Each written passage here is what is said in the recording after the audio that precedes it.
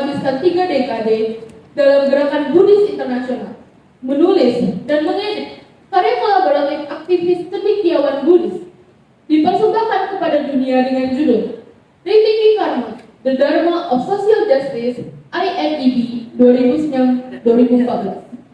Pada tahun 1993, Bapak Jonathan pindah ke Tokyo, Jepang, bekerja di berbagai lingkungan Buddhis termasuk 19 tahun di Jodosu Research Institute, atau merupakan salah satu mazhab Buddhisme Mahayana yang dalam sejarahnya dipimpin oleh tokoh Honet reformator Buddha Kanamuni Sukawana. Beliau menulis buku dengan judul Buddhist Care for the Dying and Bereaved, Wisdom, dirilis tahun 2012. 16 tahun belakangan ini, beliau terlibat dalam Kodok Yodan Buddhist Fellowship, sebuah mazhab umat awam modern yang muncul di Tendai kuno, muasal para masjid Kamakura. Beliau menulis buku dengan judul Lotus in the Nuclear Sea, Fukushima and the Promise of Buddhism in the Nuclear Age, Yokohama International Buddhist Exchange Center, yang dirilis pada tahun 2013, dan This Precious Life, Buddhist Tsunami Relief and Anti-Nuclear Activism in Post, 11 March, Japan, Yokohama International Buddhist Exchange Center, yang dirilis pada tahun 2012, dan 14 tahun terakhir di Zenseikyo Foundation dan Institut Rinpoche untuk Engage Buddhism, sebuah lembaga non-sekretariat yang dibentuk di wilayah pasca perang yang melatih para pendeta Buddha. Tahun 2023 ini, beliau menerbitkan studi 2 volume tentang Engage Buddhism in Japan yang mendokumentasikan karyanya selama ini untuk mendukung umat Buddha di Jepang, mengembangkan keterlibatan sosial mereka sendiri. Gerakan Buddhis sehubungan dengan gerakan serupa di Asia dan Barat melalui Japan Network of Engaged Buddhists (JNEB). Jonathan juga mengajar agama dan budaya Jepang kontemporer di Keio University sejak tahun 2008. Demikian sekilas profil beliau. Silakan menyimak Sharing Dharma, Zen, Mental Health, and Buddhist Counseling in Japan and Beyond.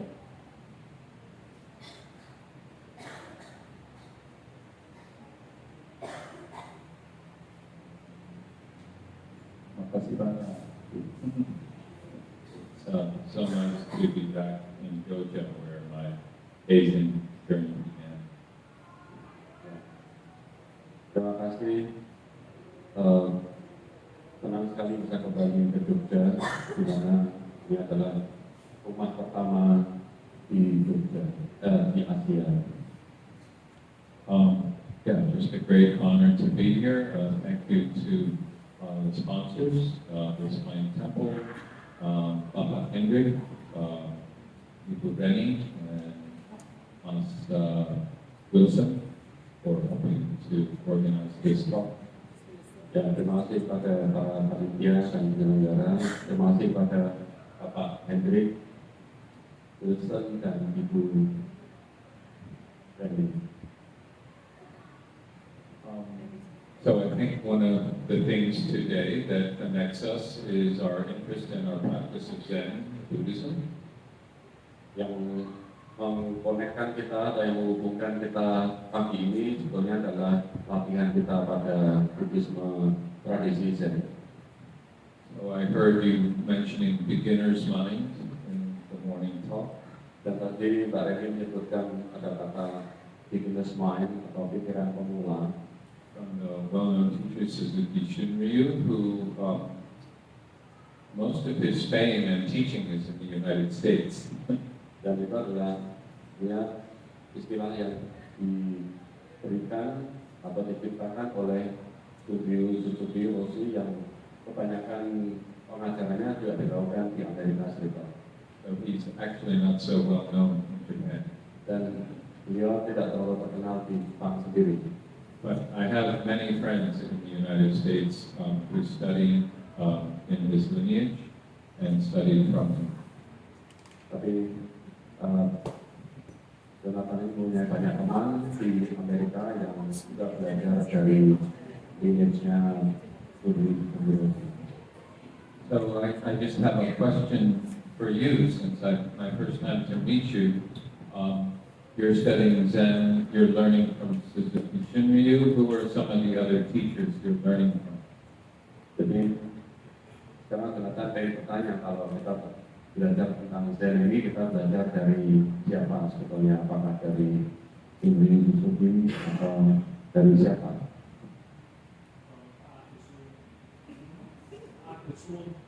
Tidak.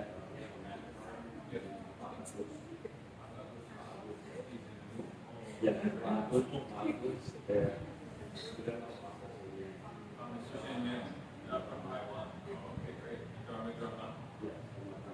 Great.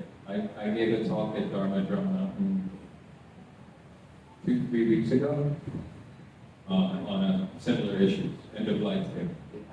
Yes, in Taiwan.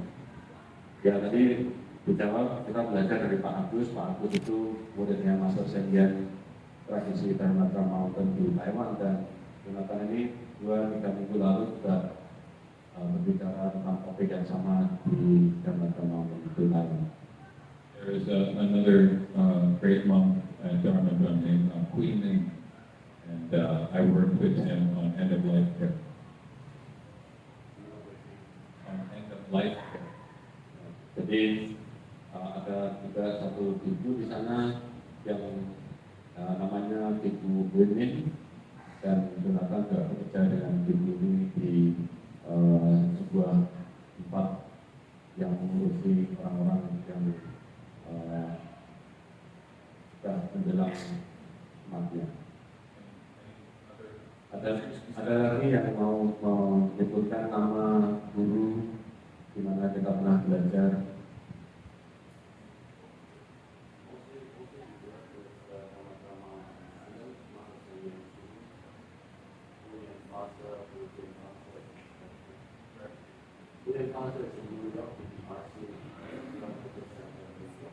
Bring in a little solution. Just that method that actually, well, that's just, then we also read, and then, right, yeah, and then we also, design so that, what we are giving us money.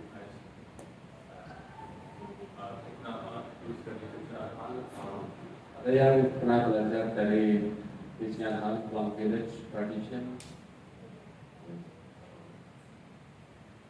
That's great, great, wonderful to know. Okay, thank you for having me. So, Japanese Buddhism, I call it upside down Buddhism. Ya, Jonathan menyebutnya Buddhisme Jepang ini sebagai Buddhisme yang terbalik. Because everything we think about Buddhism is sort of flipped on its head. Jadi segala yang kita pelajari ini di Buddhism caranya terbalik. Maybe I'll actually skip it.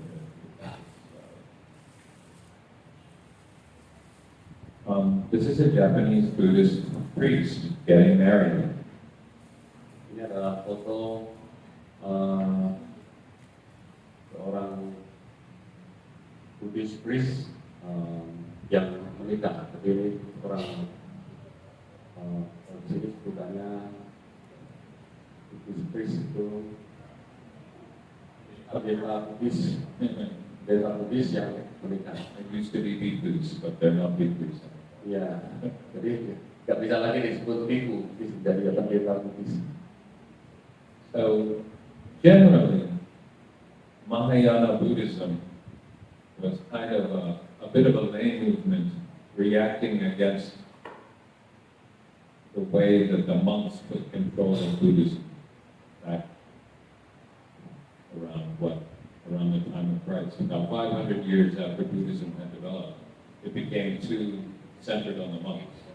So then the Mahayana came up, Lotus Sutra, Vimalantirthi Sutra, as a kind of a way to empower lay people.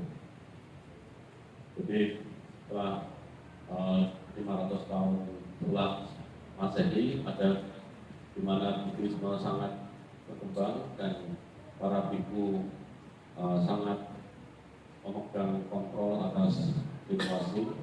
Ada banyak gerakan dari umat awam dengan beberapa sutra juga, Vimalantirthi Sutra yang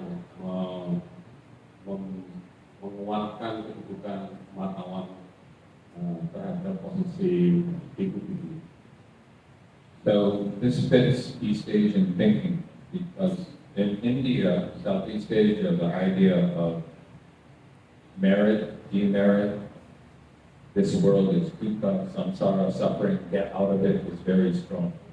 That kind of transcendental, let's get out of the world. Ya, dan gerakan umat awam ini tadi sangat diterima atau rasanya sangat pas dengan kondisi di Asia, karena kalau di India tradisi yang lebih orisinil mestinya adalah ada kaum yang menikah, ada kaum yang tidak menikah, dan kedudukan bila kita berlatih pengennya kita segera memotong kesengsaraan dan segera meninggalkan hal-hal yang duniawi. But East Asia, much more practical minded. Some of you have Chinese ancestry. Chinese work hard, make money, have a good life here. Ya, tapi di Asia Timur ini khususnya, dan kita juga banyak yang berketurunan dari Cina, lebih ke ya pokoknya bekerja, cari uang, memperoleh kehidupan yang nyaman dan baik di sini, kehidupan ini.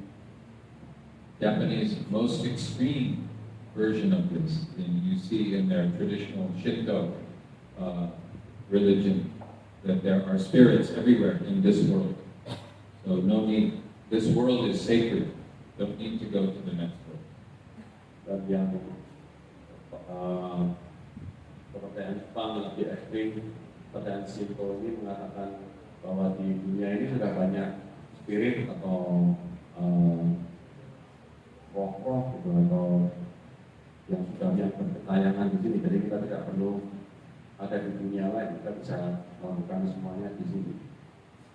So the monk who must work and meditate and be pure and follow the sila, not so important. We can practice monk, lay people here in this world. So Zen, jadi kalau ada biku yang berlatih dengan sangat keras dan menjaga sila dan seterusnya, dianggapnya nggak terlalu penting lah di situ. Intinya kita bisa di sini para umat awam dan biku bisa berlatih bersama. so you see in Theravada very strong, have to become a monk.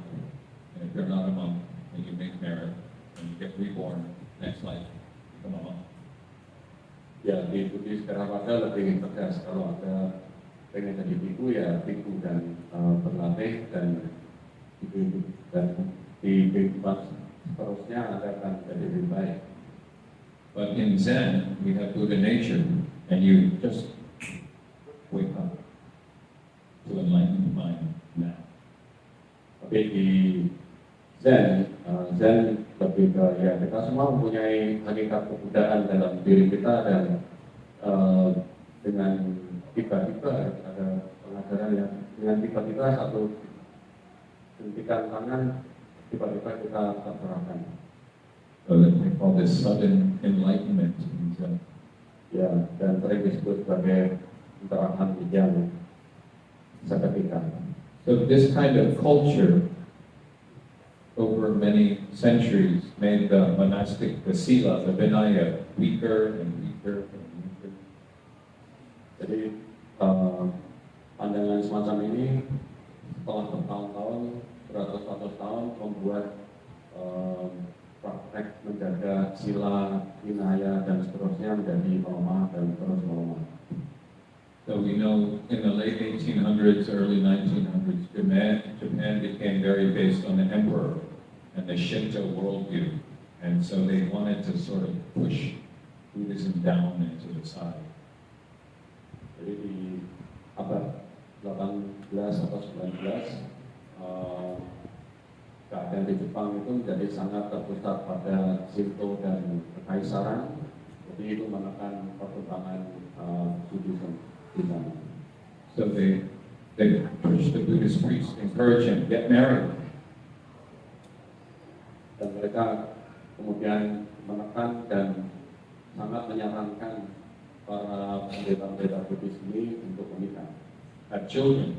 dan mempunyai anak, You can drink alcohol, dan kita boleh minum alkohol, smoke cigarettes, dan boleh merokok, eat whatever you like, dan melakukan apapun yang Anda suka. wear whatever clothes you like. Only during the ceremony do you wear robes. Bahkan boleh memakai pakaian apapun bisa keseharian, hanya pas ada upacara-upacara saja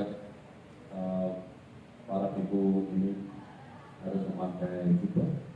Go fight in the war as a soldier. Bahkan pergilah berperang sebagai prajurit. So they were very successful, and now the Japanese Buddhist priest, it's just another job. Dan gerakan itu sangat sukses, dan sekarang menjadi pendeta Buddhis itu hanya sekedar seperti satu pekerjaan saja. So this became a crisis in Japanese Buddhism, Japanese spirituality. The monks no longer had any spiritual value or meaning. The priests, the monks don't have any spiritual value or meaning for regular people. They don't know that. They're just virtuous. Jadi sekarang posisi para biku ini atau ya para biku Buddhis ini menjadi tidak punya posisi yang penting, dan para praktisi awam ini juga tidak lagi memandang bahwa para biku ini menjadi orang-orang yang lebih tinggi tingkat spiritualitasnya dibanding mereka. You just hire the Buddhist priest to do a funeral when your relatives die, and that's it. Just pay them money for funerals, to ancestor worship. Dan mereka yang biasanya diundang dan dibayar untuk upacara-upacara kematian dan mendoakan arwah-arwah para leluhur saja. So my talk today is about, in many ways, the psychological and spiritual crisis of Japanese people and the attempt of Buddhists to try to revive their role in society by supporting these people. Jadi tema hari ini sebenarnya adalah keadaan spiritual dan keadaan psikologis dari Buddhism di Jepang, dan juga upaya untuk menghidupkan kembali peran spiritual dan peran psikologis dari Buddhism di Jepang.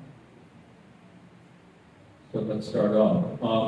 Japan's not alone. Many countries in the world now have been experiencing increases in suicide all over Asia, especially East Asia. Jadi Jepang tidak sendirian dalam hal angka kejadian bunuh diri yang meningkat, tapi ternyata banyak negara juga yang mengalami peningkatan angka bunuh diri, terutama di Asia Timur dan Asia Tenggara. And now Korea has a worse suicide rate than Japan.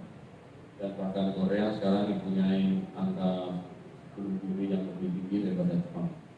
So if you look at these numbers, you see the rates going down.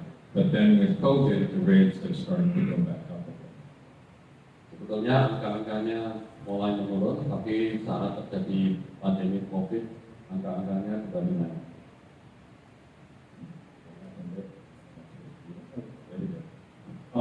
Japan's suicide crisis really begins with the Indonesia Christmas.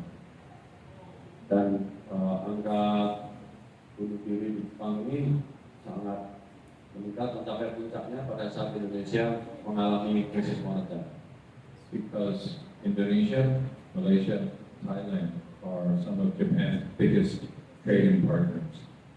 Karena partner perdagangan Jepang itu yang paling besar ada di Indonesia, Malaysia, dan Thailand. So at that time, the Japanese banking system started to collapse. Jadi saat itu sistem perbankan Jepang mulai kolaps atau tutup. And the famous Japanese corporate culture with lifetime employment, where the company takes care of you, started to die. Dan kemudian banyak perusahaan-perusahaan yang tadinya menjamin kehidupan para pekerjanya sampai seumur hidup menjadi mulai runtuh dan mulai tutup. So you see this huge jump in suicide from 1997 to 1988. Almost 8,000 more people committed suicide. Jadi kalau kita lihat angka-angkanya naiknya dari tahun ke tahun, Anda bisa lihat di situ terjadi peningkatan. And so the rate stayed over 30,000 for what, 13, 14 years? Dan angkanya 30 juta selama 13-14 tahun. So we think of Japan as a peaceful place, no war, right? But let's see, 13 times 30,000, that's like 400,000, almost 500,000 Japanese killed themselves in a 15-year period. Jadi kalau kita pikir bahwa Jepang itu negara yang aman dan tidak ada perang dan seterusnya, sebetulnya kalau kita pikir ada hampir 1,5 juta orang yang bunuh diri dalam kurun waktu 15 tahun. So we get very worried about the physical war in Ukraine or in the Middle East, but this is the same result of the psychological war that is happening. Jadi bila kita sebetulnya khawatir atau sangat prihatin terhadap perang-perang yang ada di Ukraina atau di Timur Tengah, sebetulnya angka bunuh diri ini, angka kematian ini juga tidak kalah mengerikannya dibandingkan dengan perang-perang ini. Adalah perang psikologi ini tidak kalah mengerikannya. And it hits every age group in Japan. It's the number one cause of death for young people in their 20s and 30s. It affects every age group. Dan dia menjangkiti semua kalangan usia. You can see number one cause of death for young people in their 20s and 30s. Ya, untuk di usia 20-an dan 30-an, bunuh diri ini adalah penyebab kematian paling tinggi. But the highest risk group are middle-aged, especially middle-aged men who work in business. Tapi yang paling tinggi resikonya ada di orang-orang di paruh baya di usia 50-an. But even among the elderly, many old people, they're left alone in their homes, no one to take care of them, they kill themselves. Jadi orang-orang yang tua ini biasanya sendirian di rumah, tidak ada yang mengurusi mereka, mungkin tidak ada teman bicara, jadi mereka kesepian dan bunuh diri. And I said the rate has been going down, but the one group where the rate is going up is among teenagers. Rate-nya atau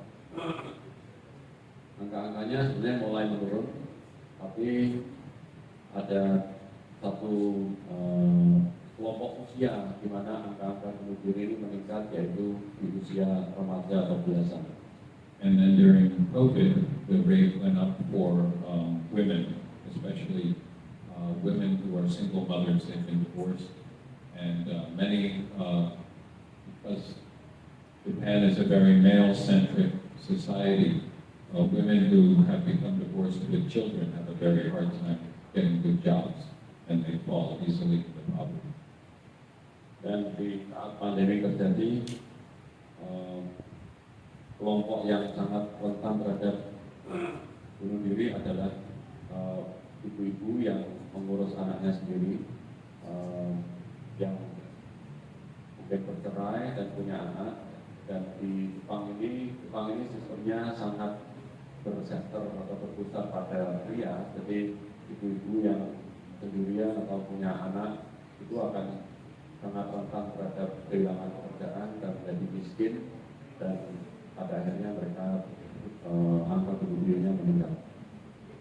So the suicide is just the tip of the iceberg. There must be some deeper cause and condition. We call that second noble truth. What's the deeper cause and condition? Jadi sebetulnya bunuh diri tadi adalah ujung dari gunung es atau ujung dari permasalahan saja yang nampak di permukaan. Sebetulnya mestinya ada sebuah sebab-sebab lain yang mendasari kejadian inilah yang disebut kebenaran mulia kedua dari bunuh diri. So the first cause is something that happens in many, many countries everywhere, the great urbanization, people having to leave their villages and they go into this city and life is very alienating.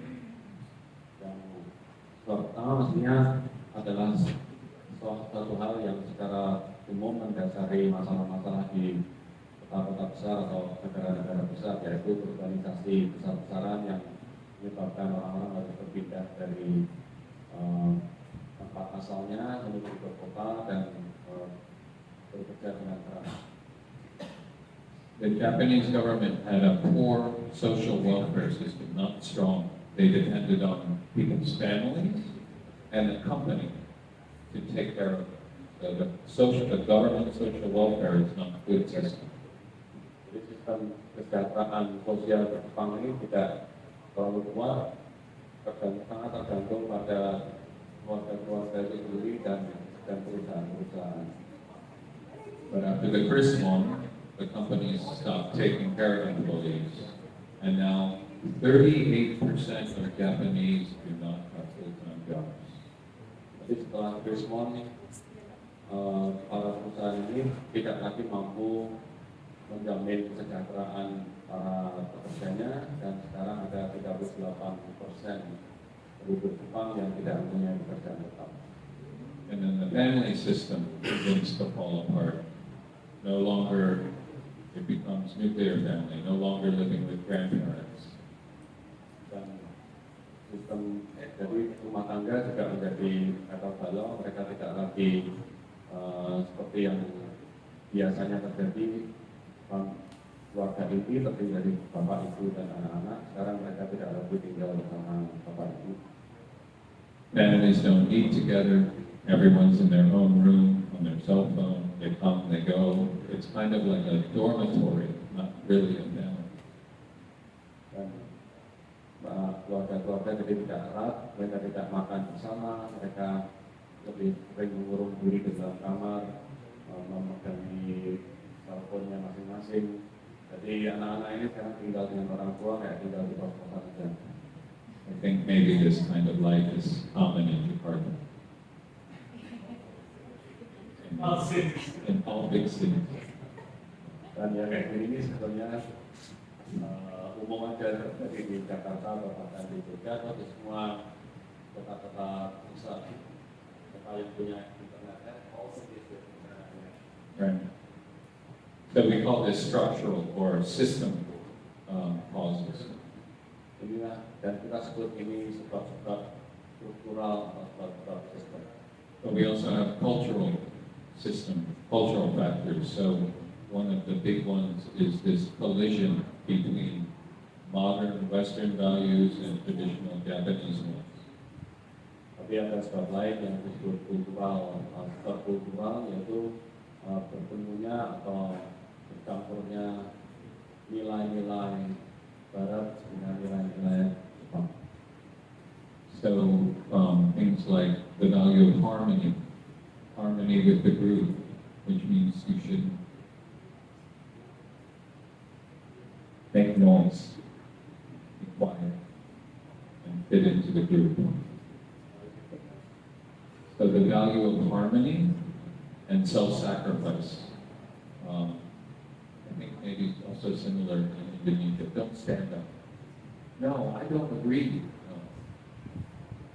Harmony. Harmony.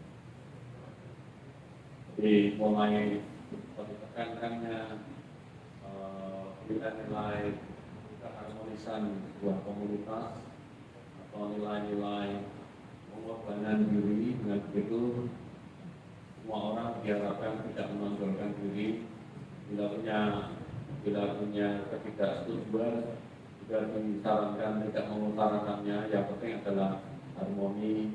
Yang penting kita harmonis, diam saja. Perasaan ini jangan diungkapkan. Jadi lebih baik menekan perasaan, lebih baik mengorbankan diri untuk komunitas besar supaya komunitas ini lebih harmonis. Jadi diri ini menjadi terkorbankan. So you have the basic moral values of Confucianism. Jadi kita mempunyai nilai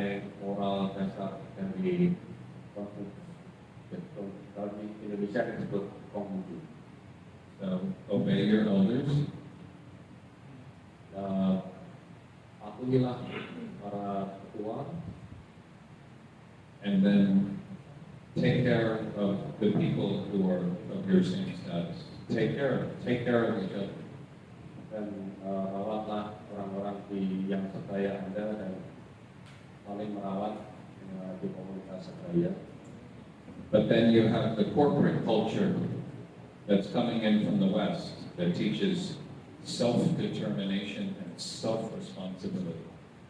Tapi kemudian ada gelombang korporat dari Barat yang menekankan determinasi diri dan aktualisasi diri. So the Japanese, they kind of get stuck in the middle. Like, I should work hard to make my own way, and I should also work hard to take care of others and obey people, and I should just keep working hard and just keep working harder and harder. Jadi orang-orang kami kemudian terjebak di antara dua filosofi ini. Yang satunya harus bekerja keras, mendapatkan uang, aktualisasi diri, dan seterusnya. Tapi di satu sisi dia terjebak juga bahwa dia harus selalu mengutamakan orang lain. Di satu sisi dia mengundurkan diri supaya karirnya bagus di pekerjaan. Kalau sisi dia tidak boleh mengundurkan diri dan harus mengutamakan komunitas dan orang lain dan harus menjaga orang lain dan seterusnya. Jadi dia terus bekerja tapi tidak tahu dia harusnya ada di mana. So they have a word in Japanese, karoshi. Karoshi is death from overwork. Jadi ada satu kata di bahasa Jepang, karoshi, yang berarti bisa mati karena bekerja terus. Even you're sick, you don't feel well, you keep going to work. Bahkan saat Anda merasa sakit, Anda tidak merasa enak badan, tetap harus datang dan terus bekerja. You have high blood pressure, you have heart problems, you keep going to work. Walaupun Anda punya tekanan darah tinggi atau punya masalah dengan jantung Anda tetap harus datang dan bekerja. And one day, you can't go to work anymore. Dan satu hari Anda tidak bisa datang bekerja. And you may be dead. Dan mungkin Anda sudah meninggal. The idea of quitting for yourself is not a value. That's seen as selfish. You're being selfish. Dan bila Anda menyerah atau berhenti atau beristirahat untuk diri Anda sendiri dan memelihara diri Anda sendiri, itu adalah nilai yang sangat tidak disarankan atau sangat buruk. Anda dianggap egois. So it's a very unhealthy culture that became extremely secular after World War II. Ini adalah suatu keadaan yang sangat ekstrim, secara sekuler sangat ekstrim setelah Perang Dunia Kedua. The war in Japan was very much painted as a holy war. The World War II for the Japanese was very much presented as a holy war. Di Perang Dunia Kedua di Jepang itu sangat sering di sana disebut-sebut atau dianggap sebagai perang suci. So in Christianity or Islam, we have this holy war, God tells us to fight. Same with the Japanese. They have the emperor. He is God. Tells them to fight. Follow your God. Jadi di tradisi Kristen atau Islam juga ada perang suci, di mana Tuhan memerintahkan mereka untuk bekerja, untuk berperang, dan mereka akan berangkat berperang sebagai bagian dari perang suci. Dan di Jepang juga demikian, karena mereka diperintahkan oleh sang kaisar dan sang perang, jadi tidak sengaja memerintahkan mereka untuk berperang, mereka akan berperang dan menganggapnya sebagai perang khusus. The problem is the Buddhists also really supported the war, especially the Zen Buddhists, because the Zen had become very connected with the samurai culture and had become very militarized. Dan masalahnya Zen, Buddhism Zen di sana juga telah sangat erat kaitannya dengan tradisi samurai dan mereka juga sangat erat kaitannya dengan militer.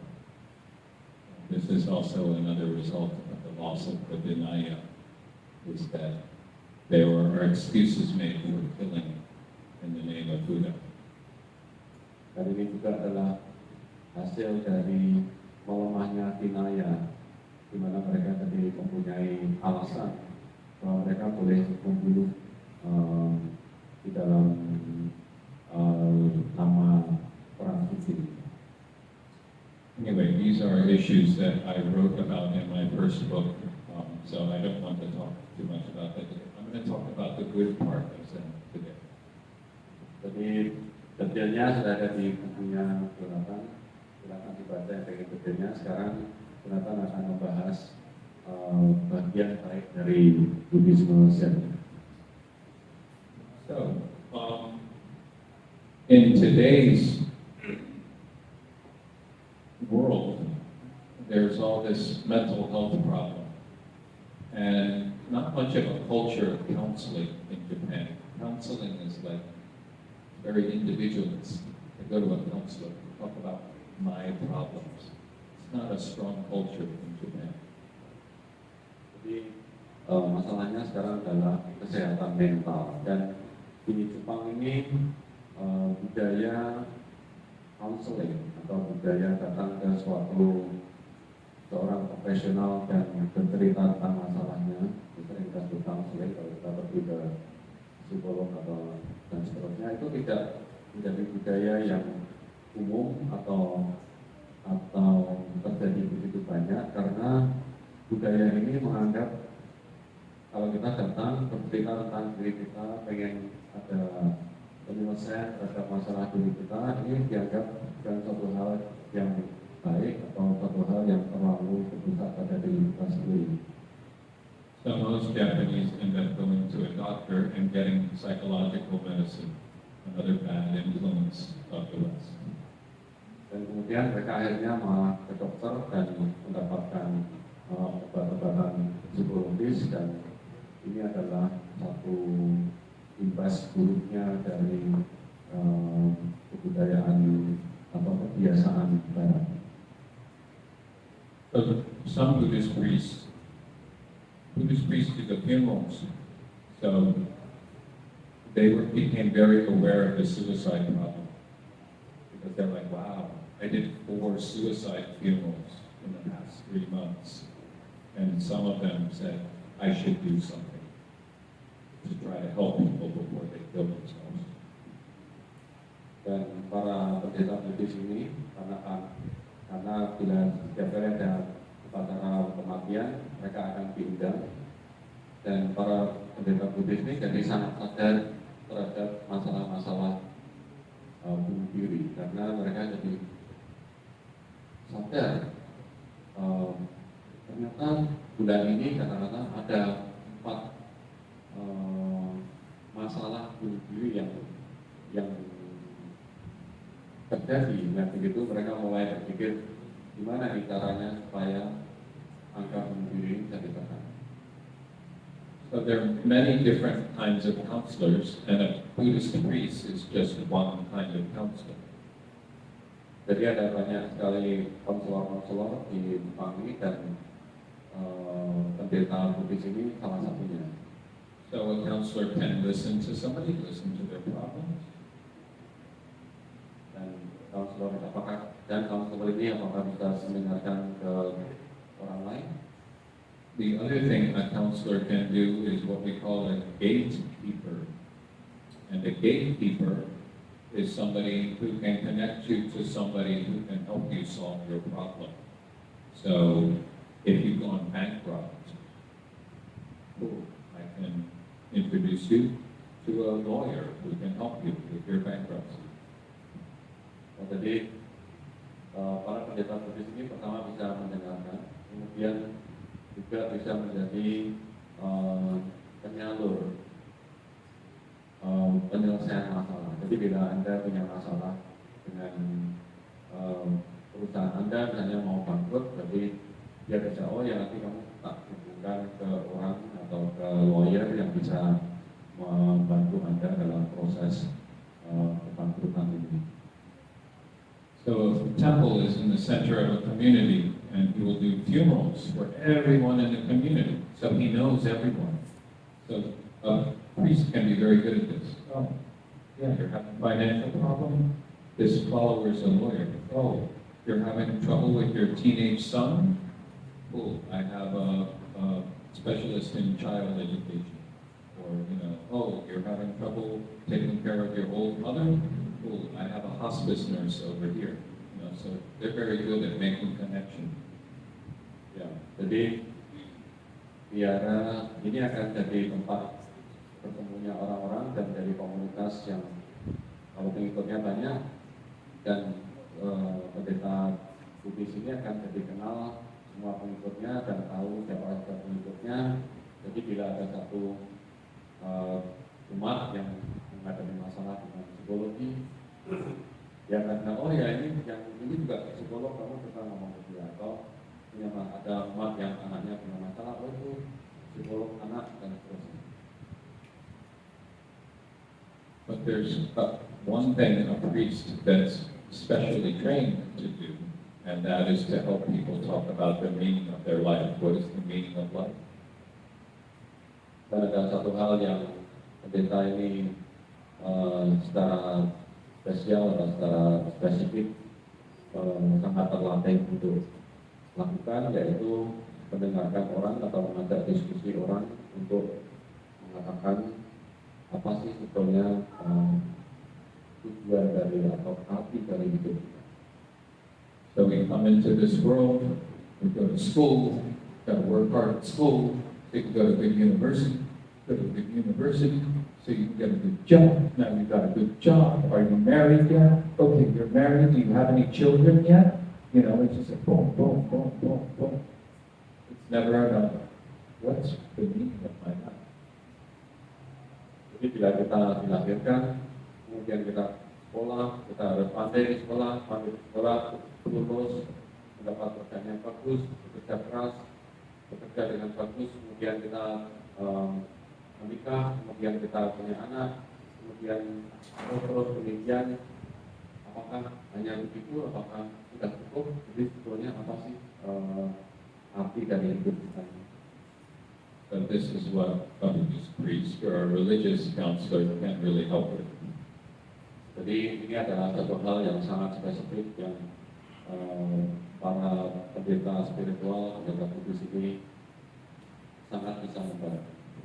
So I want to introduce to you now some special, not ordinary, special Zen priests who have decided to become very involved in this problem. Jadi kita akan dikenalkan pada seorang pendeta Buddhis yang sangat spesial yang membantu dalam proses ini. This is a priest. He's from a much older generation, and he got involved in this kind of problem quite early, 1990s, even before it became a serious problem. Jadi beliau ini pada tahun 1990-an bahkan sebelumnya sangat terlibat dan berusaha menyelesaikan masalah-masalah ini. So this is trying to change the priest. He's not just someone who does funerals. He's somebody who you can talk to, who's a Kalyana Mitra, a spiritual friend. Jadi dia ini yang mengatakan bahwa pendeta Buddhis ini tidak boleh hanya sebagai orang yang dipanggil saat ada upacara kematian, tapi juga orang yang bisa diajak bicara, tempat orang datang bila punya masalah. Juga yang di dalam bahasa kita biasa kita sebut sebagai Kalyana Mitra. You don't have to be a professional counselor. You can go to a priest and talk to them. One of the big differences is when you go to a professional counselor, you pay money, 30 minutes, 1 hour, and then it's over. But these priests, 1 hour, 2 hours, 3 hours, no money. They don't take any money. So it's a very different feeling to work with this priest than to be paying this professional counselor. Dan satu hal perbedaan dasar adalah bila kita ke profesional atau ke psikolog profesional, kita harus membayar berdasarkan berapa menit yang kita pakai, 30 menit, 1 jam kita membayar, dan setelah itu selesai. Tidak ada lagi waktu untuk konseling. Tapi dengan pendeta ini kita bisa 1 jam, 2 jam, 3 jam, sebutuhnya kita tidak ada selesainya dan tidak melibatkan uang.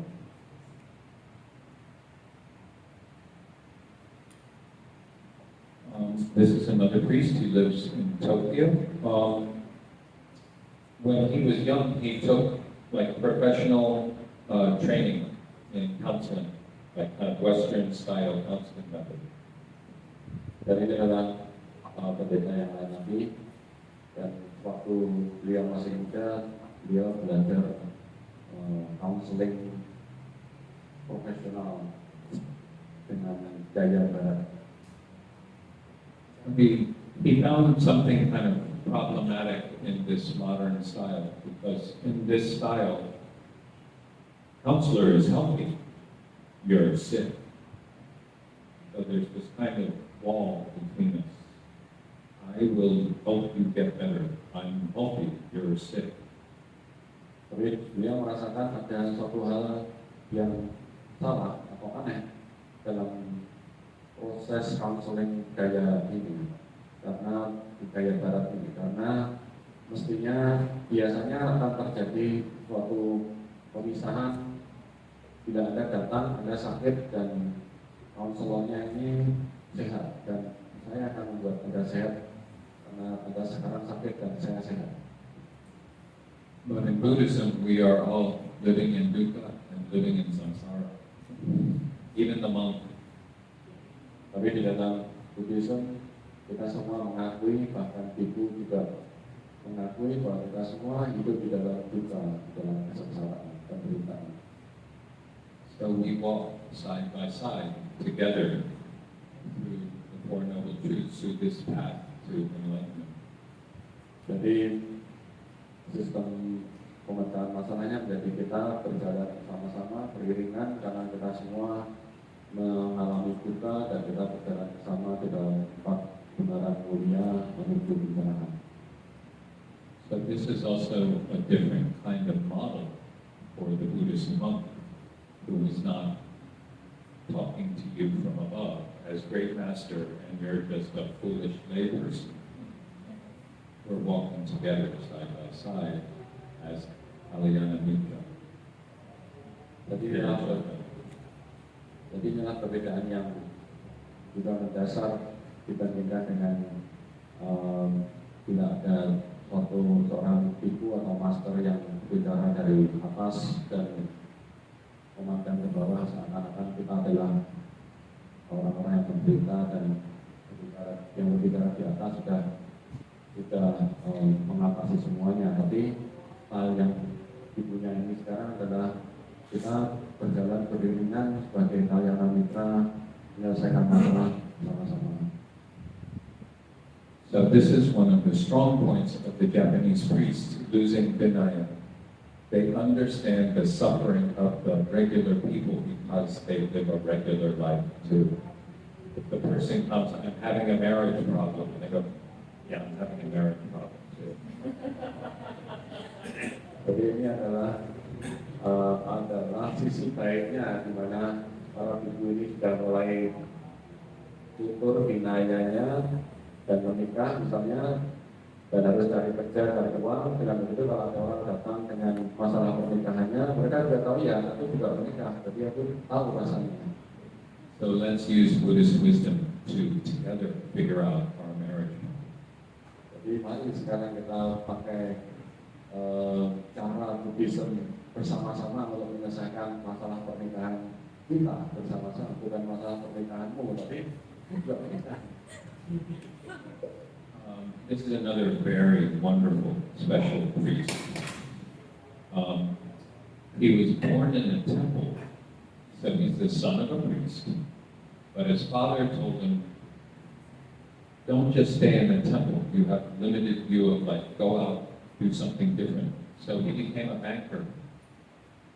Dan ini adalah seorang pendeta yang hebat juga, lahir di dalam biara. Bapaknya adalah seorang pendeta, tapi bapaknya bilang, kamu jangan di biara sini terus, tapi pengalamanmu sempit sekali, kamu harus pergi. Dan dia bekerja dan belajar dan bekerja sebagai banker.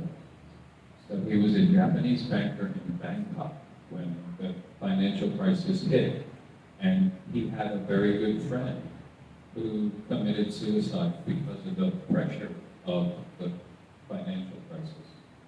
Waktu krisis terjadi, dia ini sedang bekerja sebagai banker di Bangkok, bekerja di bank sebagai di Bangkok, dan dia mempunyai teman baik yang bunuh diri di Bangkok itu karena masalah moneter, masalah keuangan. But he's a very good counselor for unhappy businessmen. Dan dia sekarang ini adalah konselor yang sangat baik, sangat piawai untuk orang-orang yang mempunyai masalah dengan bisnisnya. But his great skill is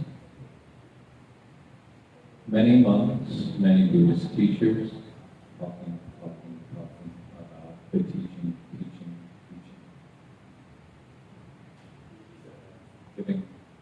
Many usual Buddhist monk, usual teacher is giving lots of talks about the Dharma teaching. Jadinya sekarang banyak guru-guru atau banyak ibu-ibu Buddhis yang selalu hanya mengajar, menyampaikan ajaran-ajaran, selalu bicara tentang ajaran. But when he is working with someone, he does not talk, he listens. Tapi pendeta yang satu ini, bila dia bekerja dengan seseorang, dia tidak bicara, dia terus mendengar. So he says it's like a radio. He's trying to tune himself to the energy and the feeling of the person he's dealing with.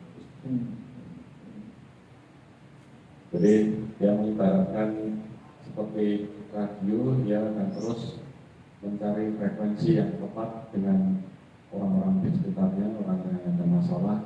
Dia selalu tuningnya, dia cari-cari terus supaya frekuensinya tepat. So his Zen meditation practice makes him very sensitive to other people's feelings and energies.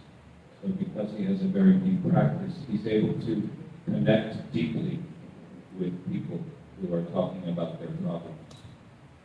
Dan karena kemampuan meditasi Zen-nya yang mendalam, dia menjadi sangat sensitif dan bisa mengetahui dan bisa merasakan masalah-masalah yang mendalam yang dialami oleh orang-orang sekitarnya. So he helps people not by giving them lots of beautiful words and Dharma teachings. Jadi dia tidak membantu orang-orang ini dengan memberi ajaran-ajaran atau ceramah-ceramah Dharma. But practicing kind of like an interpersonal Zen. When we do Zen, we're like by ourselves, but he's like doing interpersonal Zen. Tapi dengan melakukan satu cara yang bisa disebut interpersonal Zen. So this is another important aspect of this new kind of Buddhist counselor, is that less talking, more listening. Jadi ini adalah satu aspek yang sangat penting di dalam praktek ini, yaitu lebih sedikit bicara, lebih banyak mendengar. And then the person can come to a realization of their own Buddha nature and their own solutions to their own problems. Sehingga seseorang dapat mengalami dan mengakses hakikat kebudayaan mereka sendiri, dan mereka bisa menemukan solusi atau pemecahan terhadap masalah mereka sendiri. So yes, he's a very special teacher, and he has now become quite popular in regular society, and now the government likes to work with him, support his work, which is very unusual. Government usually does not interested in Buddhist priests.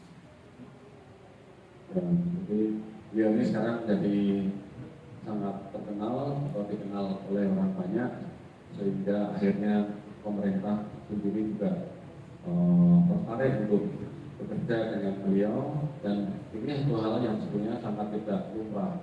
Biasanya pemerintah sangat tidak tertarik pada praktek-praktek atau pada pendekatan Buddhis. And this is an exciting new project he's a part of. During COVID, he couldn't meet with people face to face. Dan di saat terjadi pandemi, beliau tidak bisa bertemu dengan orang-orang secara langsung. And he met one of those corporate people who almost died from overwork, but before he died, he quit his work. Dan dia bertemu dengan satu orang yang waktu itu bekerja dengan sangat keras dan hampir meninggal karena bekerja. Tapi sebelum meninggal, orang ini untungnya berhenti bekerja. So this person had been a tech specialist, and so he helped him create the virtual reality and create the virtual reality Zen practice room and Zen counseling room. Dan si orang ini yang bekerja keras tadi ini adalah seorang spesialis di bidang teknologi, sehingga dia pada saat pandemik menciptakan virtual reality sehingga bisa secara virtual mempertemukan orang-orang ini dengan si pendeta. One of the mental health problems in Japan is something called hikikomori. You don't have to worry about that, but people who cannot leave their house, they get shut into their room from a young age, and they have like a social phobia, and they can't even go out, can't go to school, can't go to work, they just stay in their room. Ada satu masalah mental yang sangat besar di Jepang, di mana orang-orang tidak ingin bertemu dengan orang-orang luar, dan mereka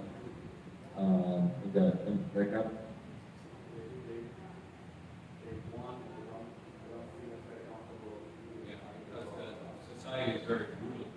They push down dan mereka jadi sangat tidak nyaman bertemu dengan orang-orang di luar karena masyarakat di luar bisa terasa sangat brutal untuk mereka. But he found such people will come to his counseling room, and then they take on an avatar, and they like come to see the person in the little dragon suit, see the little green dragon suit. So they can come as a different kind of person and be more open, more free, more confident.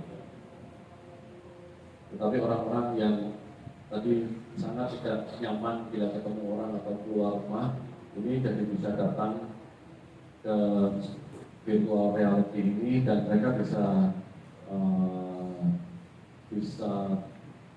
datang ke situ tidak harus kelihatan seperti mereka, dia bisa jadi apa saja, bisa jadi yang hijau-hijau di tengah itu. We know the terrible founder of Facebook who created the metaverse, right? But this is the metaverse. Dan kalau Facebook menciptakan metaverse, ini meta, artinya dua, metanya Buddhist.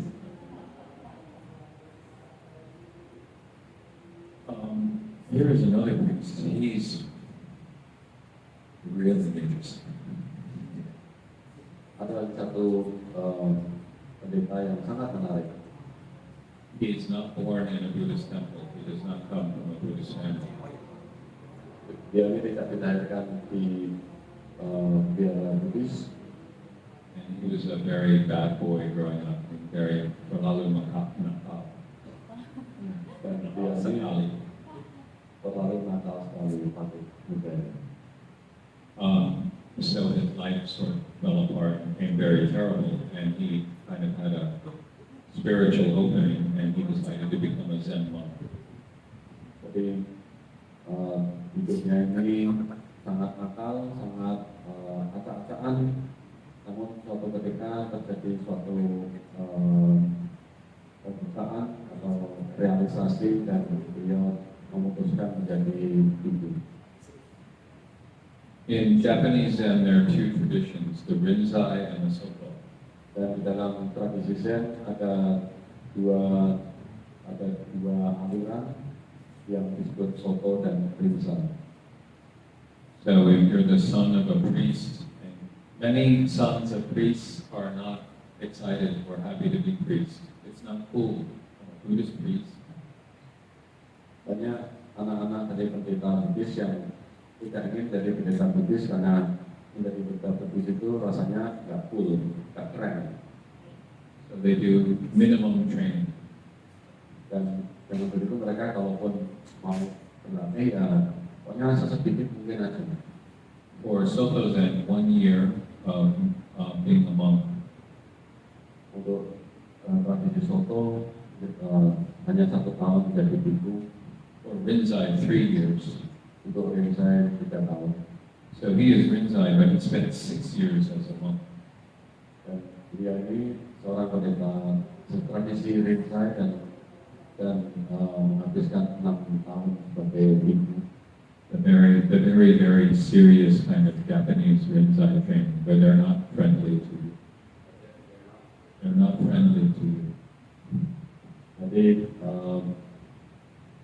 ini adalah suatu pelatihan yang sangat keras dari tradisi Rinzai Zen dan sangat tidak ramah untuk kita. Ya,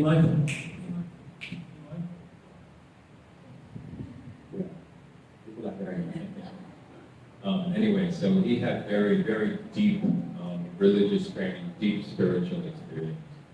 Ya, dia ini mengalami suatu pengalaman spiritual yang mendalam. Very interested in the meaning of life and the meaning of death. Sangat tertarik pada arti kehidupan dan arti kematian. A very good Zen student. The Zen student is always contemplating death. Ya, so ini adalah seorang praktisi Buddhis atau praktisi Zen yang sangat baik karena praktisi Zen memang sangat akan selalu merenungkan kematian. So finally he left the training temple. The training temple, all vegetarian, monastic monk, very serious. Kemudian akhirnya dia meninggalkan kehidupan monastik yang biasanya vegetarian dan seterusnya. So he came back to regular life, but he has no temple because he's not born in a temple. So he had to get a job. Dan waktu dia meninggalkan biara, dia harus mendapatkan pekerjaan karena tidak mempunyai tempat bernaung. So he started working at a McDonald's in Tokyo. Dan dia mulai bekerja untuk McD di Tokyo. Kind of funny. I was in monk working in McDonald's. But he met a lot of young people who are like, there's no meaning to life. And he started to talk to them and become friends with them. Dan dengan demikian, dia mulai bertemu banyak anak-anak muda yang kemudian bercerita bahwa rasanya hidup ini kayak nggak ada artinya. And then he started to get on internet and create like a online chat group for talking about life and death and suicide. Dan kemudian dia mulai buat chat group di internet dan di situ banyak orang bercerita tentang atau berkeluh kesah tentang kehidupan, kematian dan seterusnya. And so another thing he does is a death workshop. Suicidal people say they want to die. And he's like, okay, you want to die? Let's die together and do a workshop. Let's see what it's really like. Do you really want to do this? Dan kemudian dibuatlah workshop kematian untuk orang-orang yang bilang, aku pengen mati dan pengen bunuh diri. Kamu yakin kamu pengen mati? Ayo kita lihat dulu mati itu seperti apa. Apakah kamu benar-benar pengen mati?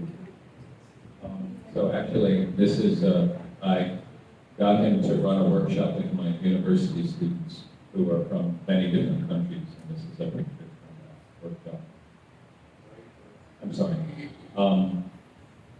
I asked him to do this workshop with my university students, and most of my students are not Japanese; they're from other countries. Jadi Tekanan pernah meminta beliau ini untuk membuat workshop begini juga dengan murid-murid Tekanan, tapi murid-muridnya tidak datang dari Jepang, dari banyak negara. So this is the final part of the workshop. It's like, okay, you're dead. Now we shall do a funeral for you. So this is the final moment. You are dying, and you have to tell the person your final feelings and thoughts. Jadi ini adalah momen-momen di mana ya ini momen terakhirnya gitu.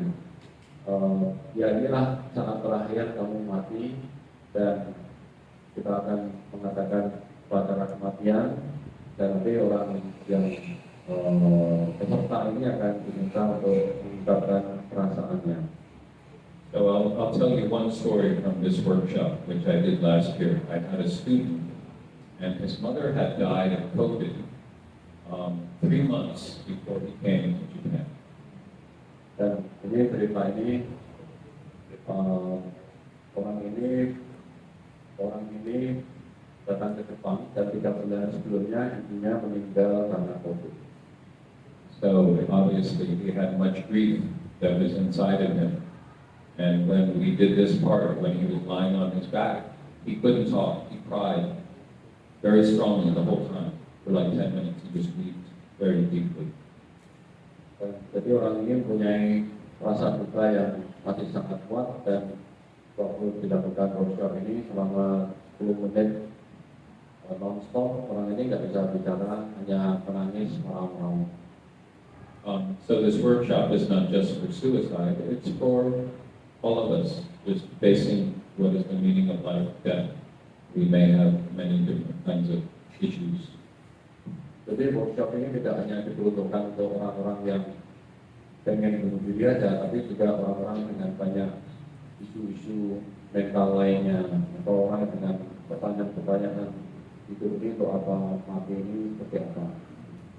So this is how he's starting to do something bigger. Not just the one-on-one counseling, but one of the problems, the reason why people are killing themselves is they're isolated, they're lonely, and they've lost community. Dan workshop ini melibatkan banyak peserta, tidak hanya satu orang dengan satu konselor. Dan sebetulnya orang-orang ini, para pelaku bunuh diri ini melakukan itu juga karena melakukan bunuh diri ini juga disebabkan karena mereka terisolasi atau terputus dari komunitasnya. Mereka merasa sendirian. So by doing these workshops, and he does various kinds of events that bring people together that aren't just suicidal. It could be anybody, any kind of problem or no problem, to kind of start to rebuild the human connection, because there's so much disconnection in Japan now. Jadi workshop ini kemudian mampu mendatangkan lebih banyak orang-orang dengan masalah, tidak hanya masalah bunuh diri, tapi masalah lainnya, bahkan yang tidak punya masalah dan juga ikutan, dan itu menciptakan suasana di mana orang-orang ini merasa terkonek, terhubung satu sama lain, karena masalah tidak connect atau sendirian itu jadi masalah yang sangat mendasar. So some of you already know your best counselors are your good friends. Jadi kita, beberapa dari kita mungkin sudah tahu bahwa konselor yang paling baik adalah teman-teman baik kita. So this is this attempt to start to build something bigger than just one-on-one. It's not a one-on-one problem. It's a social problem.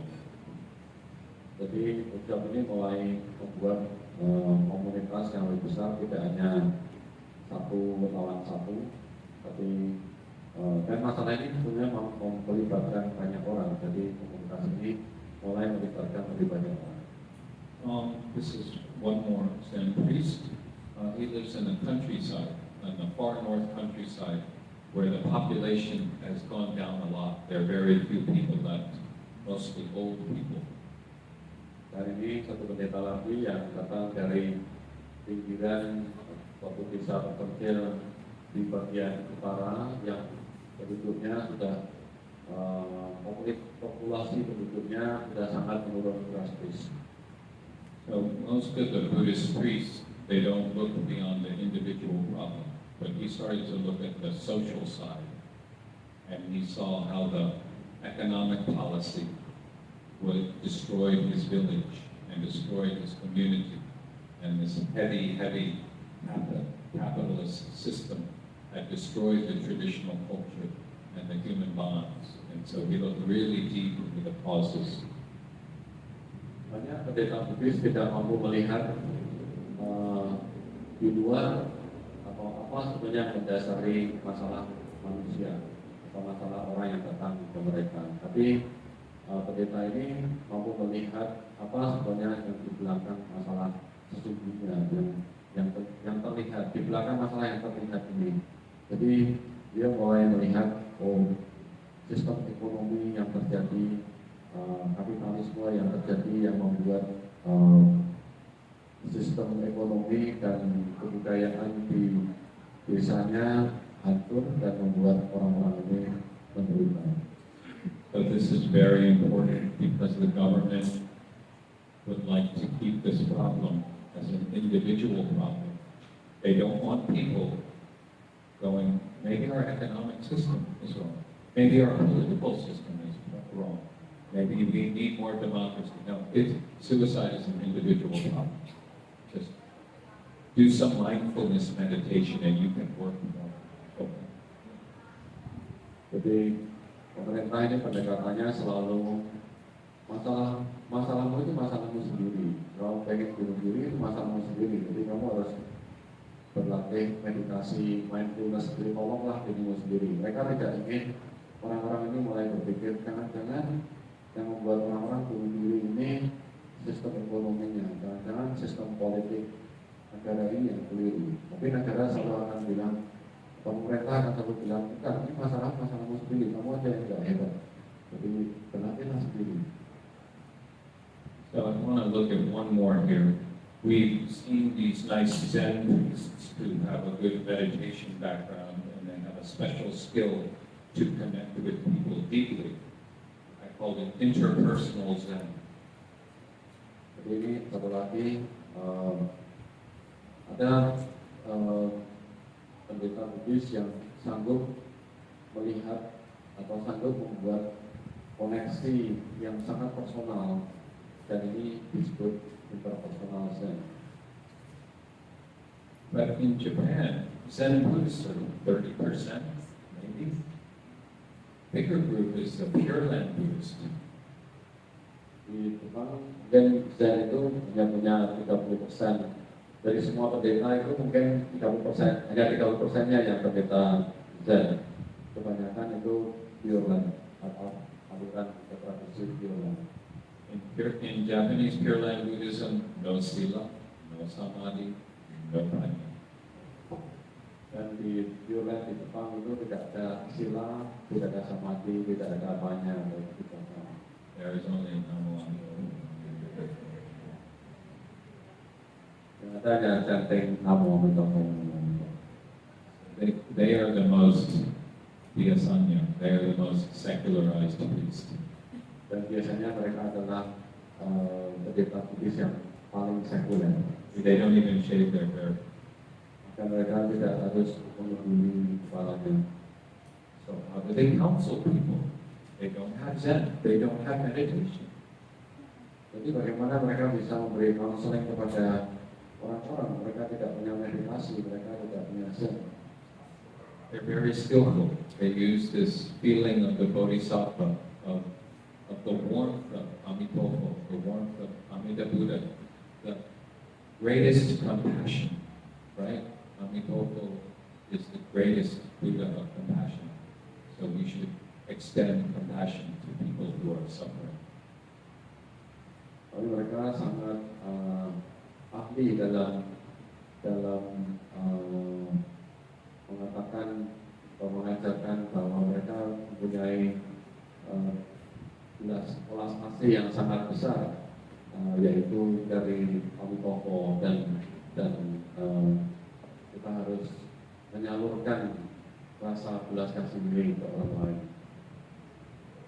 So here, accept feelings just as they are. Dan mereka akan mengatakan terimalah rasa-rasa atau perasaan-perasaan apapun yang terjadi apa adanya. Sometimes in Buddhist meditation we have a kilesa, right? And you go mindfulness. Dan kadang waktu kita bermeditasi kita punya kilesa, kotoran, keresahan batin, dan dengan meditasi kita stop, tinggalkan. Pure Land Buddhist is, it's natural. I'm a human being. I have kilesa. Tapi di tradisi Pure Land, nggak apa-apa, kan ada, saya orang biasa, jadi ada kilesa, aku tidak terima ada nama Buddha. So when you meet these priests, they're very warm. They're very warm. And they feel your suffering. And they feel with you. And so, different style, same result. Dan bila ada bertemu pendeta ini akan terasa sangat hangat dan rasanya sangat mengerti Anda. Jadi mereka bilang hasil yang sama, pendekatan yang berbeda. Okay, I have some more slides, but why don't we stop? And if you have questions or thoughts, we can have some sharing now. How about that? Nanti ada beberapa slide sebetulnya, tapi kalau ada yang mau bertanya, boleh bertanya. Silakan.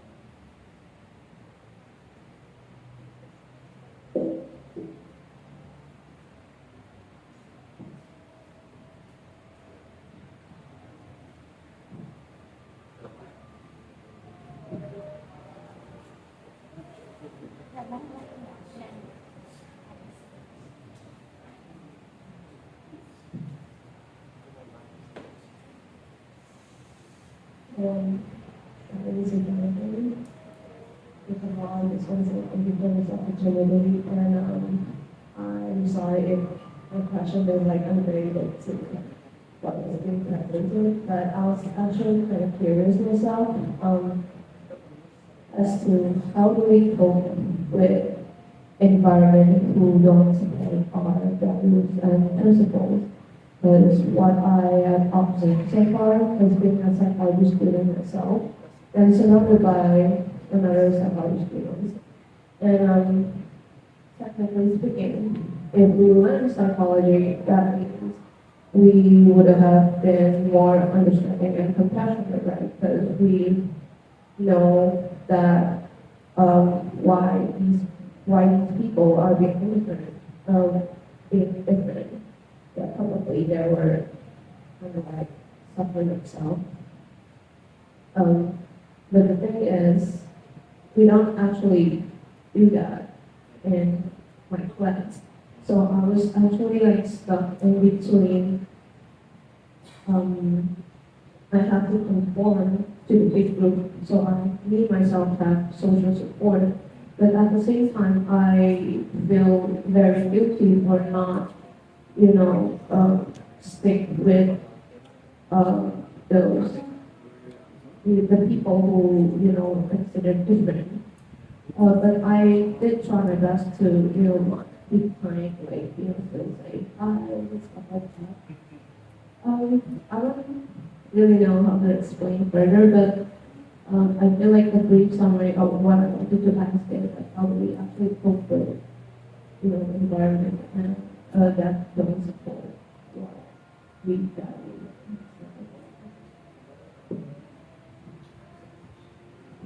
You are studying psychology? Interesting.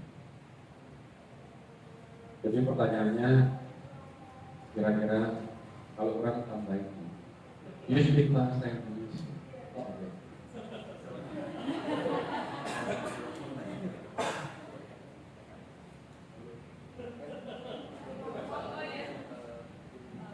Jadi kira-kira pertanyaannya intinya aja ya, kayak gimana sih kita bisa bahasa Indonesia menghadapi lingkungan yang tidak support nilai dan prinsip yang tidak support.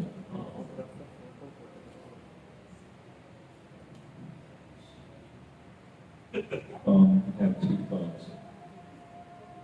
One is a little bit the limit of modern psychology. Western psychology is a lot of prajna, but not much karuna. There's a lot of mind and mental analysis, but not a lot of heart.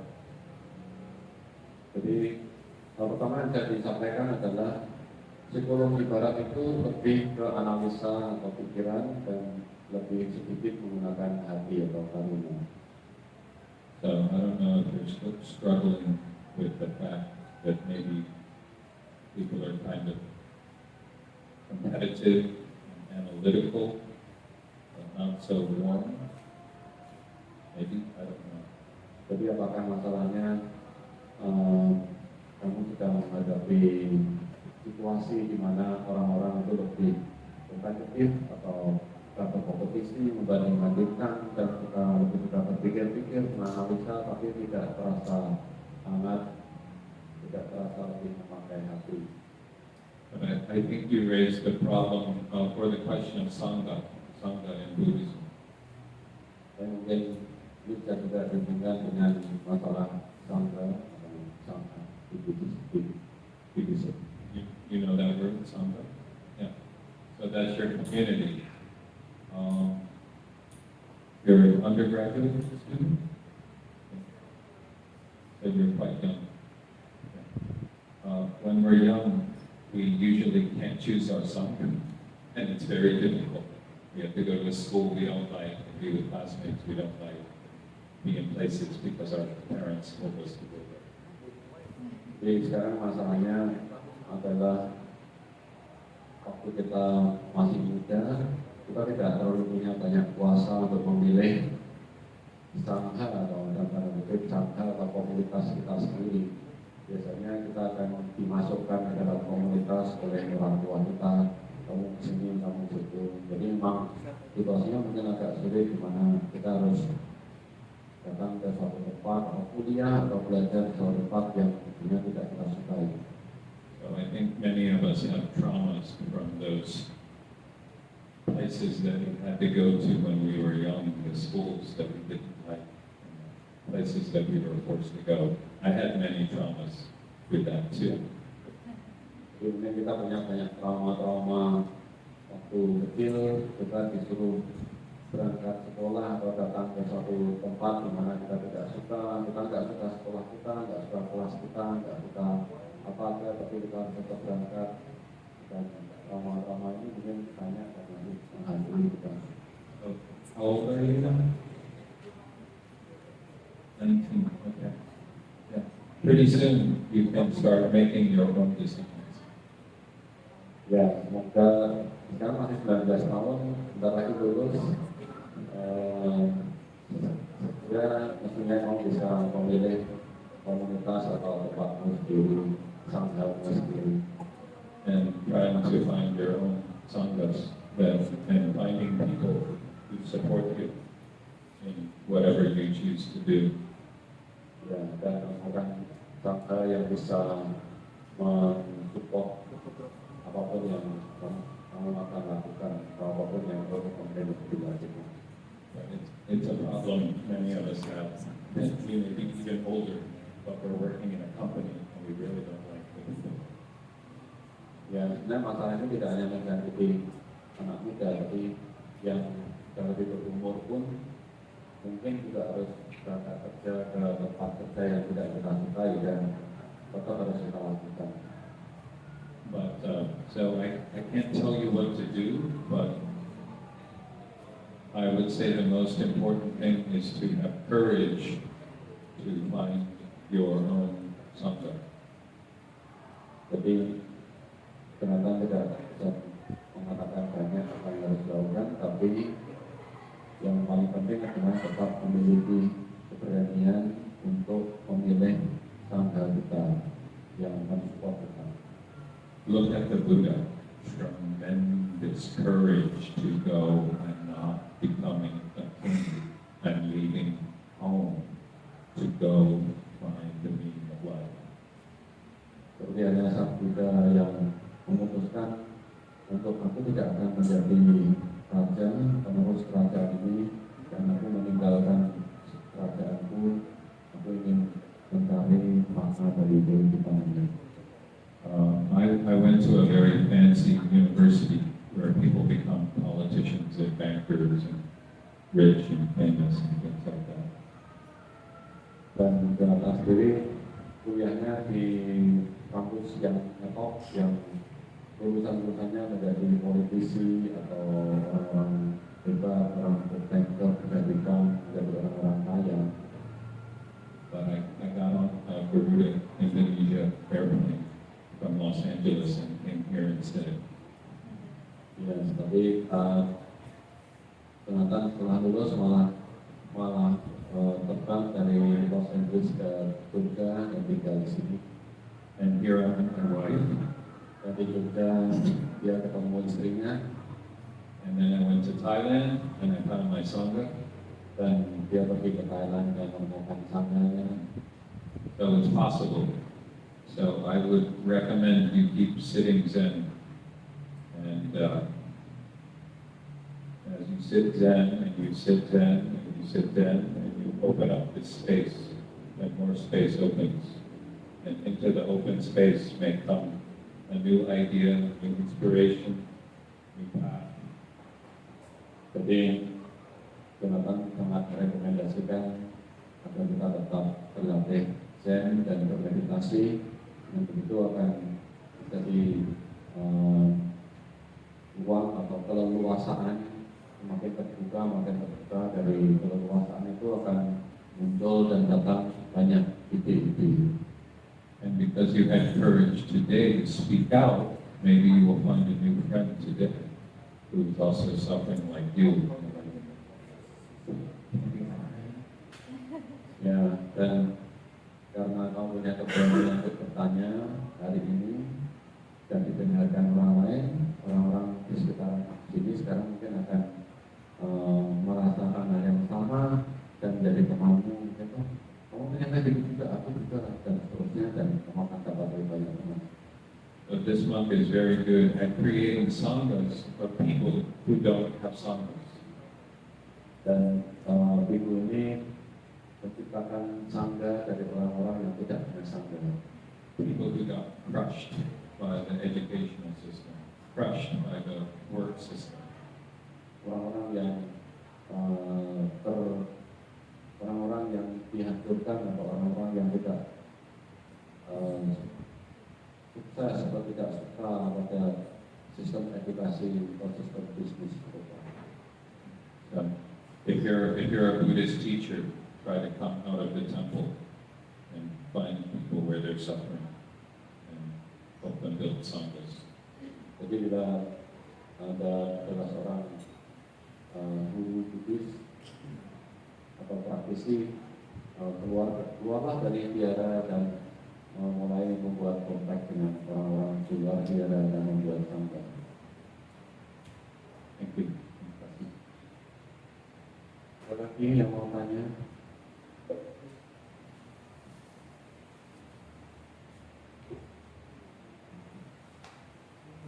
Thank you for the presentation. My name is Jenny. I'm from Jogja.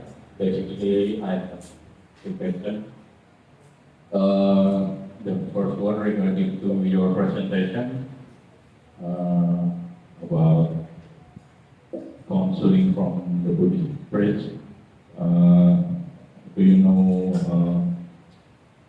that kind of thing from another tradition such as Nichiren or Shingon or the other Japanese Buddhist tradition?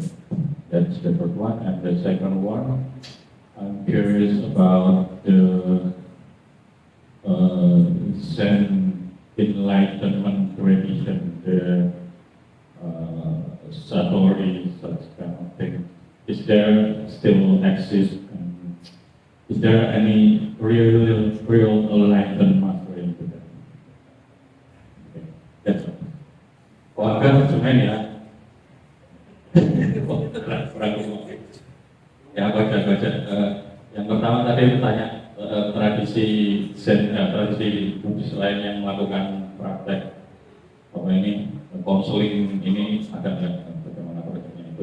Yang kedua, tradisi pencerahan di Zen Jepang itu apakah masih eksis dan masih ada mantuk-mantuk yang bergerakkan di era sekarang? Oke. You mentioned Shinyoen and who else?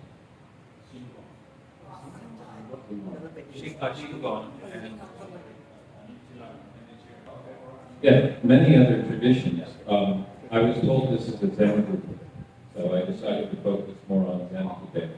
But this is the volume 1 that focuses on kind of history and background. So like, how did the Buddhist priest get know Vinaya? And ya, jadi di buku yang di sebelah kanan ini menceritakan tentang sejarah perkembangan Buddhism dan bagaimana para pendeta itu kehilangan Vinaya. And this one is just on the last 20 years, and we cover end-of-life care, suicide prevention. Dan yang merah ini tulisan histori, tapi hanya rentang waktu 20 tahun tentang untuk care untuk orang-orang yang menjelang ajal. End-of-life care, suicide prevention.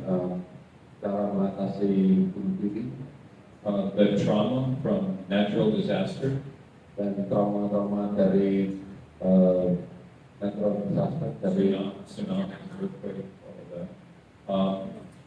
Poverty and homelessness, dan kemiskinan, poverty, homelessness, kemiskinan dan kondisi tidak punya rumah, environment, nuclear energy, Fukushima, dan masalah lingkungan dengan energi nuklir di Fukushima, and economic development.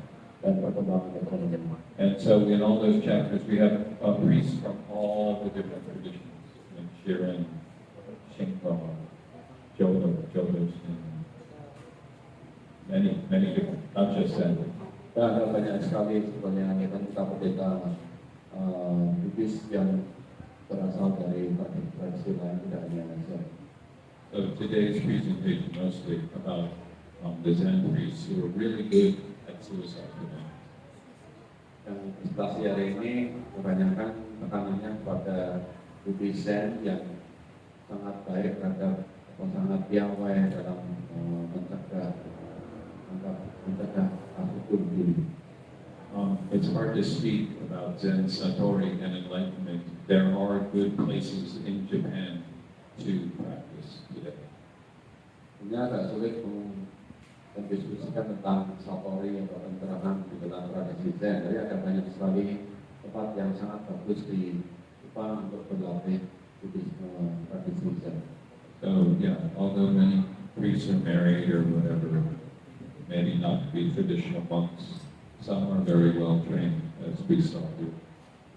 Walaupun memang ada banyak di mana ibu-ibu atau para pendeta ini menjadi rumah tangga dan menikah dan seterusnya, tapi ada banyak sekali ibu-ibu yang sangat mendalam praktiknya.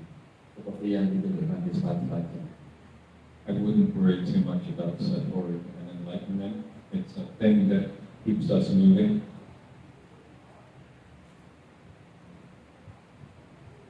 And it's an inspiration. It's like the sun. We don't need to catch it. Once we catch it, it may. I don't know what happens to it.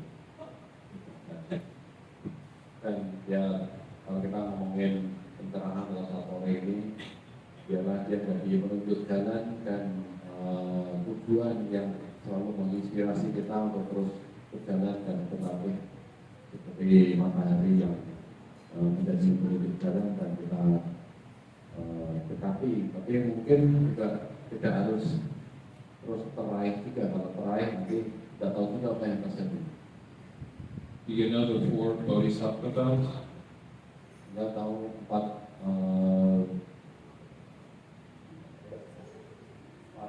sumpah bodhisattva, 4 ikrar bodhisattva. Delusions are endless. Idolatry, ascension beings are numberless. They're a beautiful set because none of them can be realized, right? Sentient beings numberless. Delusions endless. They're all like impossible, but we still vow to attain. Jadi makhluk itu jumlahnya tidak terhingga. Saya berikrar untuk menyeberangkannya. Ilesa jumlahnya tidak terhingga. Saya berikrar untuk memutus habis dan seterusnya. Itu ikrar-ikrar yang tidak mungkin tercapai, tapi kalau kita tetap mengusahakannya dan berikrar, bersumpah untuk mencapainya, itu adalah aspirasi dalam. I think satori is the same. It pushes us forward, but it's so impossible that we have to stay present. It's the only way to attain it is present. Jadi satori adalah satu hal yang sama. Satori akan membuat kita terus berjalan, tapi begitu jauhnya untuk dicapai sehingga kita harus tetap berada di kekinian. The opposite of this consumer capitalist society, which is you get more money, then you'll be happy. I'll be happy tomorrow when I get my new iPhone. But it never happens because you're always almost there. Ya seperti hanya di tradisi atau di nilai-nilai kapitalisme sekarang ini, Anda akan kalau punya dapat lebih banyak uang, Anda akan lebih bahagia. Punya iPhone baru akan lebih bahagia. Tapi kita tidak pernah bahagia. Dan orang akan selalu bilang, udah ayo kalau saya beli lagi. That's the definition of dukkha. The essence of the meaning of dukkha. Almost there, I'm get there. Dan sistem mengejar-ngejar dan beli lagi. Itu adalah representasi yang cukup tepat terhadap apa yang disebut dukkha atau penderitaan. Okay, we don't have much time left, so I just want to skim through my final slides quickly. Waktunya agak mepet, jadi kita slide terakhir agak cepat. So we saw these individual priests. Eventually, they came together to make a group and work together. Jadi ini kita sudah melihat banyak pendeta yang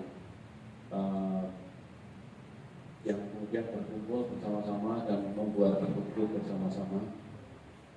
Because this is very difficult work, and there's a lot of need of a sangha to support each other in this work. Dan ini adalah pekerjaan besar dan sangat sulit dan harus disupport oleh sangha yang sangat bagus. Our friend here has been in the hospital twice with heart problems because of overworking, trying to save sentient beings. Jadi yang pendeta yang ini sebenarnya sudah masuk rumah sakit 2 kali karena punya masalah dengan jantungnya, karena bekerja terlalu keras untuk berusaha menghidupkan komunitas. So they've done group counseling once a month in Tokyo. They will have a counseling session. It's mostly for families and loved ones who lost those to suicide. and they feel guilty, they feel shame, I could have done something, and they have so much grief. So it's a kind of a grief counseling. Dan grup ini sudah mengadakan group counseling di Tokyo sekali sebulan untuk orang-orang yang ditinggalkan keluarganya karena bunuh diri. Jadi dan orang-orang ini biasanya masih punya duka yang mendalam. Jadi workshop atau counseling ini lebih ke counseling untuk mengatasi duka. And then once a year on December 1st, I mean very soon, next week, every year on December 1st, they have a large memorial funeral service for people who have died of suicide. Dan sekali setahun di tanggal 1 Desember, sebentar lagi dari yang tahun ini, mereka mengadakan perayaan atau pengenangan terhadap orang-orang yang meninggal karena bunuh diri. So only those who have lost people to suicide can join this. It's private. You have to interview to get into this. Dan hanya orang-orang yang pernah kehilangan anggota keluarganya karena bunuh diri lah yang boleh untuk menghadiri upacara ini. Jadi mereka akan diinterview apakah mereka benar-benar datang dari keluarga yang pernah ada yang bunuh diri. The funeral of someone who has committed suicide in Japan is often terrible and sad and lonely. The family is shamed and they want to hide it, and so almost no one comes to the funeral, very few people. It's not a healing. It creates further injury. Jadi upacara pemakaman orang yang bunuh diri ini seringkali ingin disembunyikan oleh keluarganya mungkin merasa malu dan jadi kita tidak ada yang menghadiri dan tidak banyak yang menghadiri, mereka pengen menyembunyikannya. Jadi upacara ini bukan upacara yang sangat menyedihkan. But through these priests, they ran out the most big, beautiful temples in Tokyo. A regular person never can afford to have a funeral at this temple, but they do this for free for this group. Tapi para pendeta ini menyelenggarakan upacara pemakamannya di sebuah vihara yang sangat besar, yang biasanya orang biasa tidak mampu membayar upacara pemakaman di sini, tapi untuk orang-orang yang bunuh diri akan dirayakan di sini dan diadakan di sini dan tidak harus membayar gratis. You can see the priests wearing the beautiful robes and quite a high number of participants, 153 people. Jika dilihat di sini ada upacara yang diadakan tidak maka dihadiri banyak orang. And this is Reverend Fujio, the Zen banker. He's now a priest, and he's burning letters that the participants have written to the person who's died, and kind of send a message to heaven. Dan ini pendeta Soil Fujio yang dulunya adalah banker. Ini membakar surat-surat yang sudah ditulis oleh anggota keluarganya untuk dibakar dan disampaikan pada keluarganya yang ada di surga. In Buddhism, is suicide a sin? Bad karma? Go to hell? Yes? No? What do you think? Apakah Yes, go to hell. Go to hell. Commit suicide. Why? apakah di Buddhisme kita menganggap bahwa bunuh diri ini sebuah karma buruk, dosa, dan kita pergi ke neraka, dan mengapa? Why? Not aligned with Dharma. Not aligned with Dharma. Why?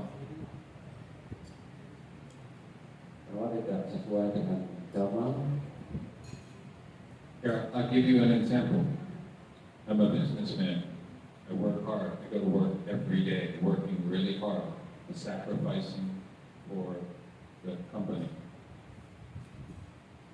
Misalnya ada contoh, ada orang bekerja sangat keras setiap hari dan mengorbankan hidupnya, waktunya untuk perusahaan. I do my best to make money, raise a family. I have a wife, 2 children. I'm doing my best. Dan orang ini melakukan segalanya yang terbaik untuk mengasuh rumah tangganya, mendapatkan uang. Orang ini punya istri, punya anak 2. But because of the financial crisis, I lost my job. Tapi karena krismon, kemudian dia kehilangan pekerjaan.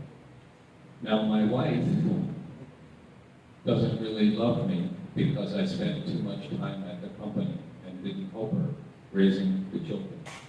Dan istrinya menjadi tidak terlalu suka padanya karena dia terlalu banyak menghabiskan waktu di pekerjaan dan tidak terlalu mengurusi anak-anaknya. But society told me that's the role of the man. The man doesn't raise children. The man should work. Tapi masyarakat mengatakan ya itulah peran dari pria itu tidak di rumah mengasuh anak-anak, pria itu keluar dan bekerja. So I lost my job. My wife left me, divorced me. Goodbye. You have no money. You're useless. Goodbye. Took the children too. I'm alone now. Jadi kemudian kasusnya dia kehilangan pekerjaan, istrinya menceraikannya, membawa pergi anaknya, dia kehilangan pekerjaan, kehilangan uang, kehilangan istri dan keluarganya. Oh, last week my sister, who I love really deeply, died in a car accident. Dan kemudian adiknya yang sangat adik perempuannya yang sangat dia cintai meninggal di kecelakaan mobil. I worked so hard, and this is the result. Dan orang ini akan bertanya, ini bekerja sangat keras dan ini hasilnya. I'm deeply depressed, and I have no sangha. Dan orang ini akan jadi sangat depresi dan tidak punya sangga atau tidak punya komunitas yang mendukung. So one night, I'm on a train platform, and I just kind of lost awareness and fell in front of the train, committed suicide. Dan suatu malam orang ini berdiri di platform di peronnya kereta itu, kemudian mulai mengambang pikirannya, mulai tidak tahu dia ada di mana, dan kemudian dia jatuh dan bunuh diri. Yes, you're not a Dharma practitioner. To hell with you. You're not a Dharma practitioner, so you go to hell. Dan kemudian orang ini akan dihakimi sebagai berarti kamu nggak ngerti dharma, kamu masuk neraka. So these priests are trying to change this idea that Buddhism clearly says that suicide is a sin. This is not found anywhere in the Dharma teachings. Karma, the Buddha taught that karma is not a person. Karma is very complex. Pendeta ini kemudian berusaha, pendetanya akan bilang, ya biasanya di dalam Buddhisme kita akan bilang kalau bunuh diri itu suatu dosa dan itu karma buruk. Tapi pendetanya kan bilang karma itu tidak satu terus dua terbit atau berbuah dan seterusnya dengan mudah berbuah. Karma itu suatu hal yang sangat kompleks. So a person lived a life where they tried their best and they were sincere, and then boom, boom, boom, 3 things happened quickly. How do you judge that life? A life that has been lived with sincerity and hard work, but ended badly. That's the point. Seseorang bisa saja hidup dengan sangat baik, dengan sangat tulus, bekerja dengan sangat keras, tiba-tiba ada 3 hal sangat menyedihkan datang bertubi-tubi dan kehidupannya berakhir dengan buruk. Jadi bagaimana kita menghakimi atau menilai kehidupan orang ini yang setelah sekian lama dia jalani dengan sangat baik, hanya pada akhirnya endingnya atau akhirnya ini buruk, bagaimana Anda menilainya? Itulah yang para pendeta di slide ini sedang usahakan. So I wanted to throw this one in. This is a Pure Land priest who doesn't meditate, who kind of burned out doing suicide work. It's really difficult. I feel like I'm not getting at the cause. More and more suicide, it's never ending. I have to get to the cause. Jadi ini adalah salah satu pendeta Pure Land yang pada saat banyak sekali angka bunuh diri tidak melihat adanya penurunan angka bunuh diri. Jadi dia melihat bagaimana angka bunuh diri ini bisa menurun karena terus-menerus naik. Jadi aku harus melihat akar masalah yang sebenarnya. So we started a Buddhist energy company that sells clean energy. Jadi kemudian kita memulai sebuah perusahaan yang mengatakan ini adalah perusahaan energi Buddhist atau energi Buddhist yang murni. So the Buddha talked about right livelihood, that's number 5. Right livelihood. Di 8 unsur itu di bagian kelima sudah mata pencaharian benar.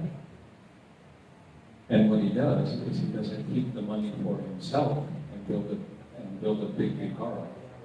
Apa yang dia lakukan, kemudian dia menyerap uangnya untuk dia sendiri dan membangun biara yang besar.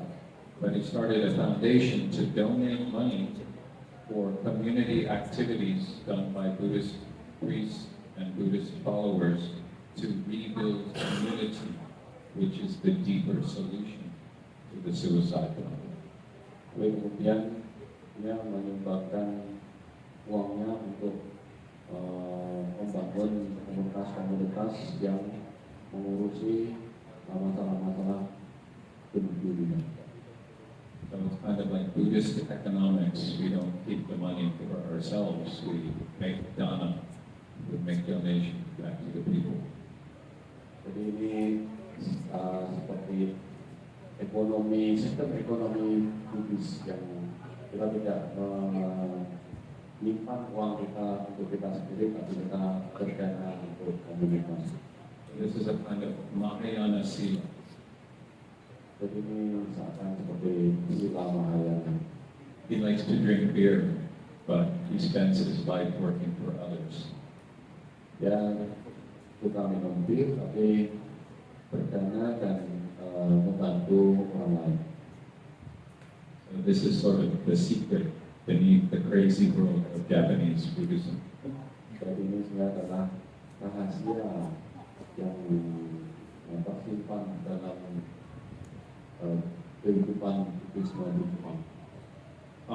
So really briefly to finish, in 2017 we started to have an international conference on suicide problem, mental health care among Buddhists. Jadi di tahun 2017 ada konferensi Buddhist internasional untuk membahas masalah-masalah kesehatan mental dan bunuh diri. So we've had more conferences. 2019, we had a conference in Thailand, and up here in the corner we see Pure Land friend again, and he's helping to train Theravada monks and Tibetan nuns in how to do suicide counseling. Dan dilakukan lagi di tahun 2019 di Thailand, dan yang di sudut itu ada pendeta Pure Land yang mengajari ibu-ibu Theravada untuk mengajari caranya melakukan counseling untuk orang-orang dengan kepribadian bunuh diri. And then we had COVID, so we couldn't do anything. But just 2 months ago in Bangkok, we had a public talk on modern psychotherapy and Buddhism. Many people mixing now. Interesting. Can it work? So it was a discussion about the mixing of Buddhism and Western psychotherapy. Tapi setelah tahun 2019 itu COVID datang, jadi tidak ada yang bisa dilakukan. Tapi 2 bulan lalu ada ceramah di Thailand yang mendiskusikan antara psikoterapi dengan Buddhism, sebuah perpaduan yang menarik. Then we had a special intensive conference for 2 days among Buddhist counselors, including our friend Hendrik.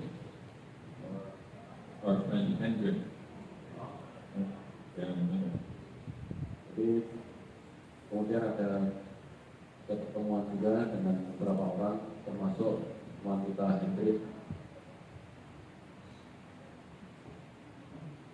And then we had a 3-day workshop for people who want to train as a Buddhist counselor. Because this kind of Buddhist counseling is actually well developed in Europe, United States, and East Asia. But we don't have this yet much in Southeast Asia, South Asia. Ada workshop 3 hari untuk mengajari atau melatih orang-orang yang ingin melakukan counseling Buddhis. Sebetulnya banyak sekali counseling Buddhis yang sudah dilakukan di Amerika Serikat, tapi tidak banyak di negara-negara Asia Tenggara. So we're trying to help the monks and the nuns to be less speaking and more listening, and to training them.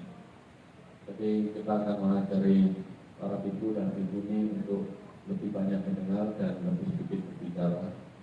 And we're also, there are many lay people in this who want to become psychotherapists or counselors, but they want to use Buddhist method. Dan banyak juga umat awam yang ingin jadi konselor dengan cara Buddhis.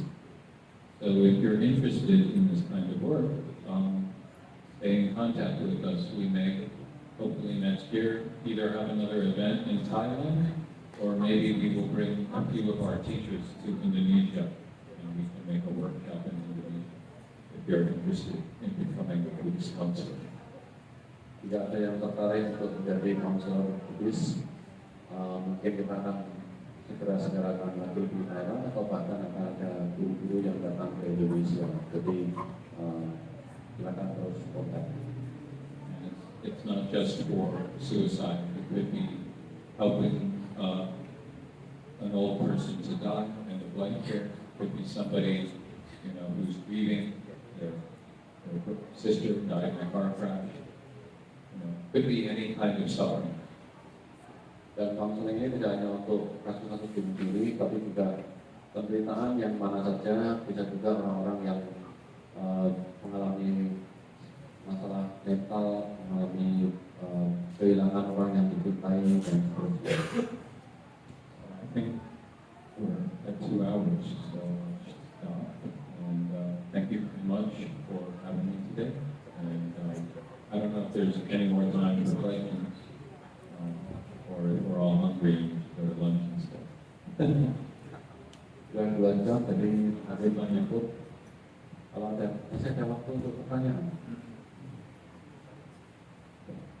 Sebenarnya masih ada beberapa pertanyaan tertulis yang ada di Bezen. Sekiranya memungkinkan, kita akan minta extend waktu ke Jonathan. Kita break makan siang dulu, kemudian kita ada lanjutan lagi. Silahkan waktu join.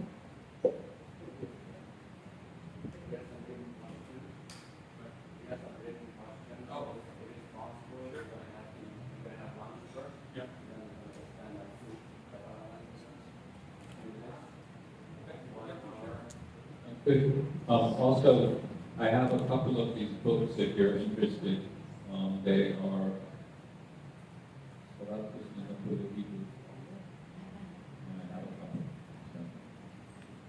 this is special, cheaper Asian version. Ya, jadi ada pertanyaan-pertanyaan tertulis tadi akan dibahas nanti setelah kita makan siang dulu. Dari kita break makan siang, setelah makan siang mungkin kita masih ada satu jam sesi. Apa yang tertarik untuk yang punya ini versi Asianya, versi yang tidak mahal. 150.000.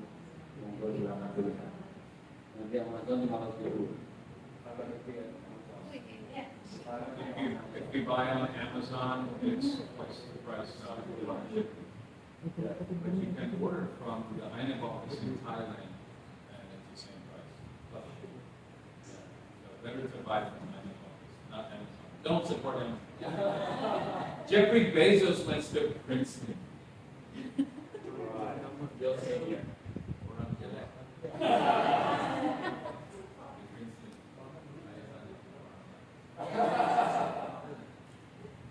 Ya kalau di Amazon lebih mahal, beli dari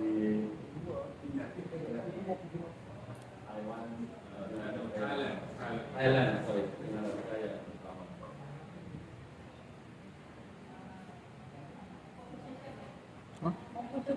Foto dulu.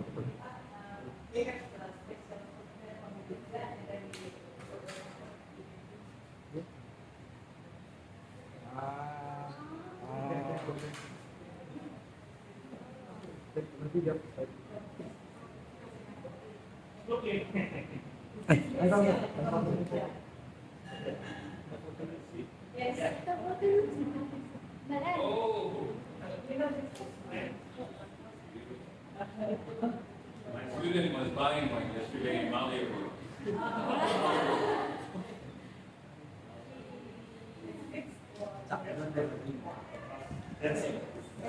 Especially after I shave.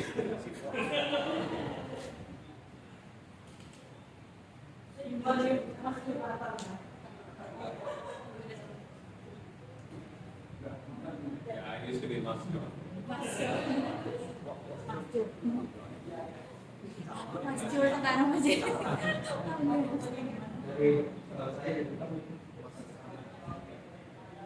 Nggak usah berubah. Nyampe nggak Son?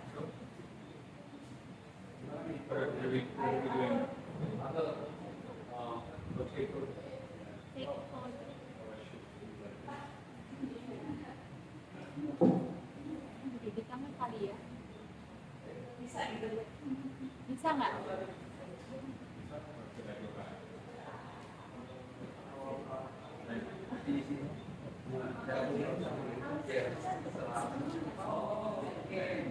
Ini kan?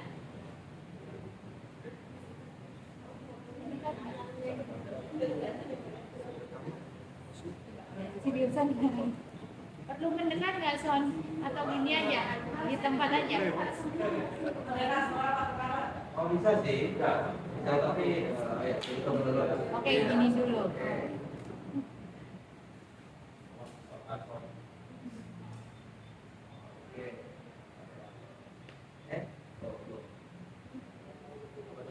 Satu, dua, di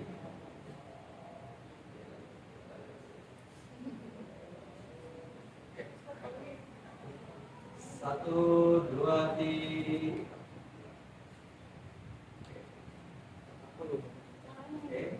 lagi. Cukup.